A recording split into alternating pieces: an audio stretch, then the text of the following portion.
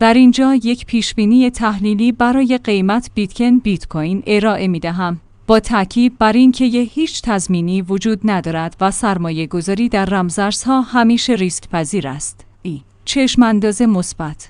برخی تحلیلگران معتقدند که اگر بیت کوین بتواند از حدود 114,000 تا 118,000 دلار تا پشتیبانی کند، می تواند روند صعودی خوبی داشته باشد و تا محدوده 120,000 و 130,000 دلار در سال 2025 برسد. مدل‌های بلند مدت‌تر مثلا توسط آرکمیست 3 سناریوی مختلف برای سال 2030 ارائه کردند. حدود 300,000 دلار سناریوی محافظه‌کار، حدود 710,000 دلار سناریوی میانه و تا حدود 1.5 میلیون دلار سناریوی خوشبینانه برای هر بیت کوین.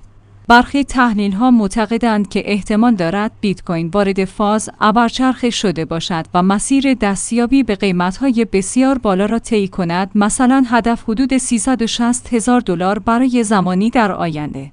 ریسک‌ها و چشمانداز محتاطانه. اگر بیت کوین نتواند سطح حمایتی مهم مثل حدود 110,000 و 114,000 دلار را حفظ کند، احتمال کاهش به حدود 106,000 و 107,000 دلار نیز مطرح است. عوامل کلان اقتصادی مثل تقویت دلار آمریکا، سیاست‌های پولی سخت‌تر یا ریسک‌های ژئوپلیتیکی می‌توانند فشار نزولی روی بیت کوین وارد کنند. مدل‌های آماری و یادگیری ماشین نشان می‌دهند که پیشبینی دقیق قیمت بیت کوین دشوار است و خطاهای قابل توجهی وجود دارد. نتیجه‌گیری شخصی.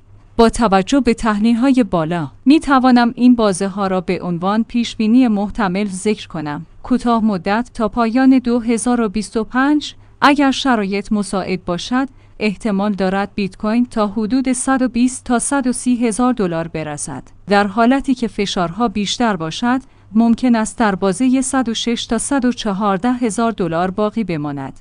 میان مدت 20,262,028 اگر روند صعودی ادامه یابد و عوامل مثبت جمع شوند، ممکن است قیمت به 250 تا 300,000 دلار یا بیشتر برسد. طولانی مدت 2030 بود. سناریوهای خوشبینانه قیمت‌های بسیار بالاتر را نشان می‌دهند، مثلا چند صد هزار دلار تا حدود 1 میلیون دلار، اما ریسک‌ها، عدم قطعیت‌ها و تغییرات ساختاری بازار نیز زیاد باشد.